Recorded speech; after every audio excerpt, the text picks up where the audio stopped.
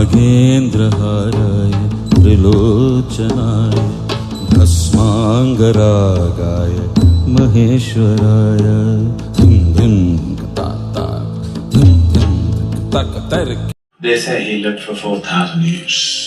They say this tree was planted by Agastya 6,000 years ago. So this is called as Doddasambigai. It's believed that Agastya Muni left his subtle body here with this linga.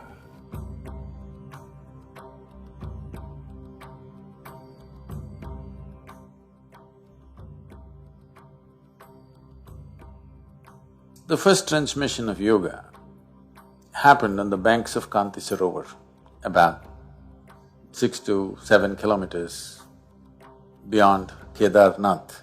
It's called Kanti Sarovar. Kanti Sarovar means a lake of grace. It was named as the lake of grace because it's on the banks of this lake the first yoga program happened, somewhere between 12 to 15,000 years ago. Adiyogi, when he appeared in the upper regions of Himalayas, people gathered in thousands because his very persona was such that it attracted people and everybody sat down. But he said nothing, he closed his eyes and sat. People waited. So he simply sat there for months on end, unmoving. They realized that if someone has to sit like this, he must be beyond his physical nature, otherwise he cannot sit like this. Only 7 people identified this and they stayed back. These 7 people today are referred to as the Sapta Rishis or the 7 celestial sages in India. He gave them a few preparatory steps and said, you prepare, let's see. One day when his attention fell upon them and he noticed they have become like shining receptacles. For one who knows, when he sees such a shining receptacle, he can't keep quiet. He saw these people are really ready and then he sat down on the banks of Kanti Sarovar and started expounding the science of yoga. To assimilate this science, to assimilate this knowing and to integrate that into the human form, they went into long periods of hibernation. The most prominent of them, one who is very, very significant for us, the one who chose to travel south, Agastya, or one who is known as Agastya Muni, went into his sadhana in a subterranean space. The legends say that he stayed there in the subterranean space in a mode of hibernation for thousands of years. And then when he came out of it, having completely integrated the knowledge as a part of himself and his system, not as a intellectual property, but as a reverberating process of his own human system, he decided to fulfill his mission of going south. And of all the 7, he became the most prominent because of the vigor with which he spread this across the southern part of the subcontinent. He set up probably from what I have heard of, over 700 ashrams in the country. Many small places, that's not counted, proper ashrams where sadhana went on and he established some kind of a guru in the place and so that sadhana could go on. Over 700 ashrams he established around the country to make spirituality a part of everyday life. The depth of understanding and how he went about his work, with the energy and the wisdom with which he handled everything is quite superhuman in many ways. In many ways, Agastya is, you can say, you can call him the father of South Indian mysticism. Yoga came in a particular format to South India, to Agastya. They say he lived for 4,000 years. I don't know whether he lived for 4,000 years. But definitely he lived much longer than what normal human beings live if you look at the volume of activity he performed in his life. It doesn't look like he died in 100 years' time. At least 400 years he must have lived, because the volume of activity he has performed is not possible within a certain limitation of time. Today we are jetting around and driving around, so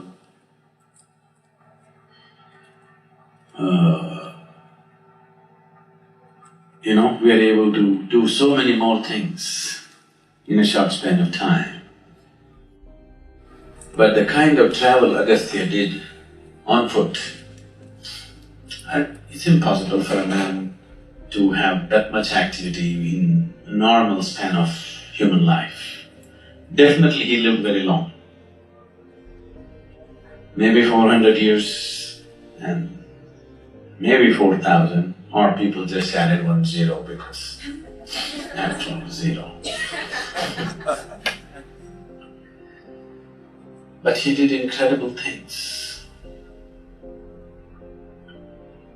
He was the one who sort of tamed the anger of Kartikeya.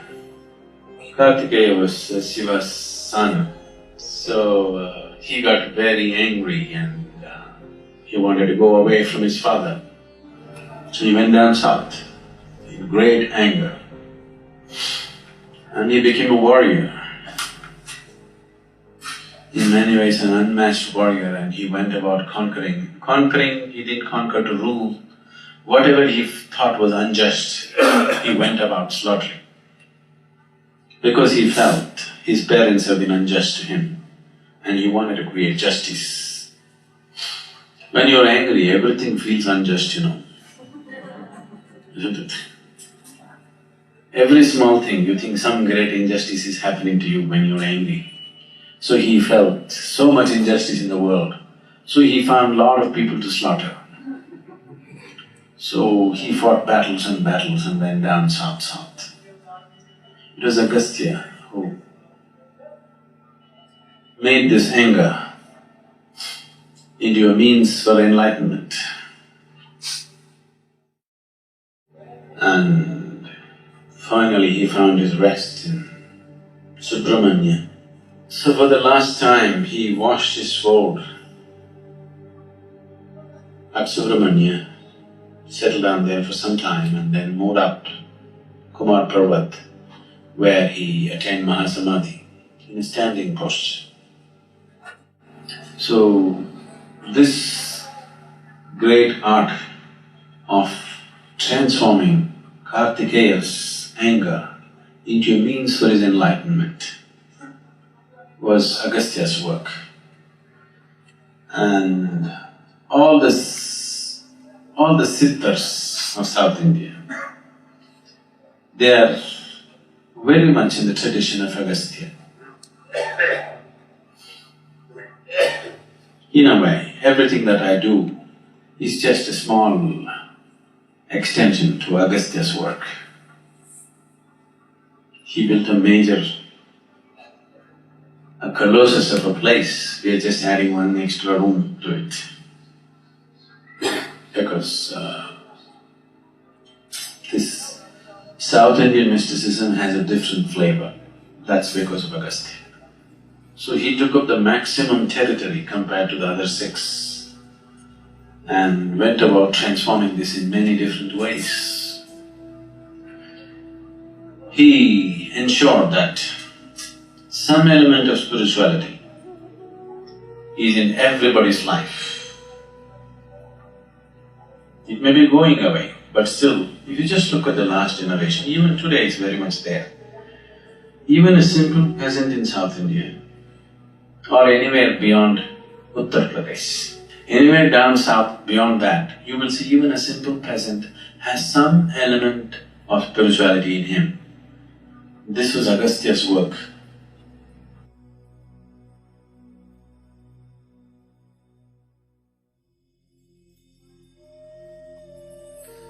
This is an area where Agastya Muni walked Probably he even visited this temple, either himself or probably one of his people, because the nature of the lingam is such which is in line with Agastya's way of doing things. So either it's himself or somebody like him or in his line of duty who have consecrated this linga, which is pure kriya, which is 100% energy work, no other things, no mantras, no tantras, no nothing. It's 100% energy work. That's the way I am, that's the only thing I know. I can just transform life from one dimension to another simply on the basis of energy. I don't know any chantings, I don't know any rituals, I don't know anything. Without any ritual, simply, just switching the energy from one dimension to another. You know what Gupta Kashi means? Gupta means secret. Kashi means, Varanasi, you heard of Varanasi? Kashi is the holiest of holy cities, one of the most ancient cities of learning. This was a place where hundreds of enlightened beings lived at a time. Every street you walked, you had an enlightened being to meet. So Kashi means the holiest of the holy. So that is the main Kashi. Just after Kedar is Gupta Kashi, the secret Kashi. Nobody is supposed to know about it.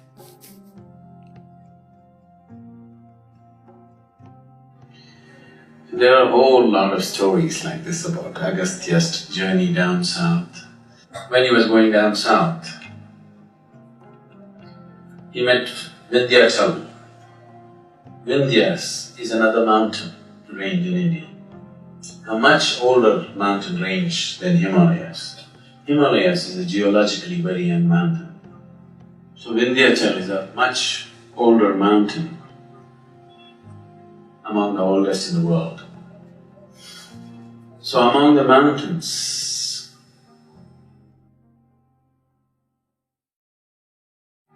Himalaya was elected as the king of the mountains. So when Agastya was going down south, Vindhyachal was angry and he stopped Agastya and said, how can you do this? How can you make Himalaya the king? He's just a child compared to me. How could you make him the king? Now, Agastya knew when a mountain gets angry, it can be bad. When a man gets angry, it can be pretty bad. When a mountain gets angry, we don't know what he will do. Now, when Agastya sat down, because Vindhyachal was very devout, he bowed down to Agastya. So Agastya said, just stay there, I'll go down south and come back, then we'll look at your issue. So Vindhyachal remained bowed down, waiting for Agastya to come back. Agastya never came back. Next time when he came north, he went the other way, through Jagannath Puri, just to avoid Vindhyachal, so that he remains subdued, that he doesn't erupt as a volcano or something. So Vindhyachal remained he is small because he's bowed down. Himalaya is tall because he's standing up and still growing. Anywhere in the Deccan Plateau if you travel, almost everywhere, you will see in some village somebody will say, this is a cave where Agastya meditated, this is a place where Agastya did this. Of all the places in BR Hills, it's called Biligiri Rangana Betta in Karnataka, in Chamarajanagar district.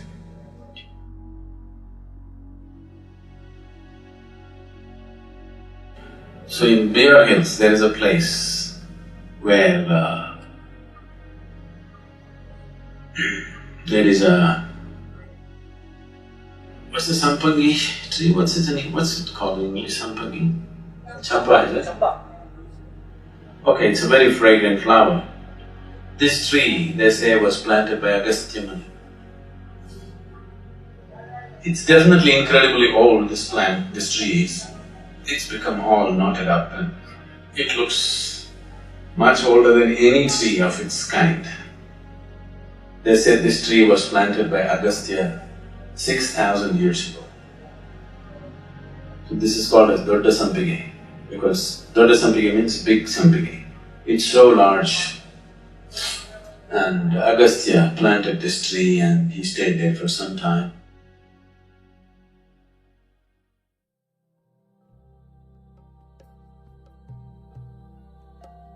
In the Kaveri, this is the midpoint. So, they identified the exact midpoint and Agastya Muni consecrated a linga which is originally actually made of sand mixed with some compound of those days, traditional compound. So it's a sand linga which is still intact, not only physically intact, in every way intact. This is seen as the navel of Kaveri because it's a midpoint and whatever hit it, I wish I had more time to spend here, but it's just blowing away as if it was done yesterday. And it's incredible. This is our ancestry. It's believed that Agastya Muni left his subtle body here with this linga and left his mental body or Manomaya Kosha in Chadura, what? Somewhere near Madurai or Virudhunagar, there is another place where he left his intellectual or mental body. But he took the help of Kartikeya and took his physical body to Kailash, where Shiva was, and left it there. That's a spectacular way of doing things in the end.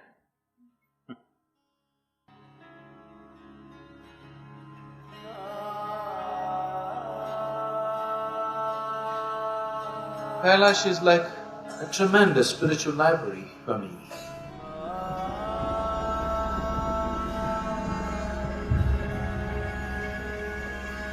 When they say this was the abode of Shiva, this is the abode of Shiva, it doesn't mean he's still dancing on the snow. It means that everything that he was is invested in that place. Not just him, everybody else who came. For me, the most significant thing was Agastya Muni, we know, invested his energies in Kailash. So, Agastya invested everything that he was in the southern face of Kailash. That's incredible. This incredible means in terms of natural beauty, there are no words for it. But in terms of its power and energy, it's absolutely incredible.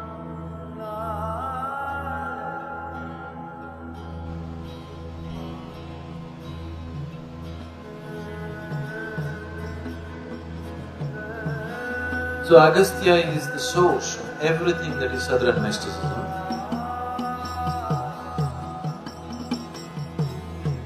He is the very source of everything that I am. You can say, I'm just a fingernail of his, scratching your life right now.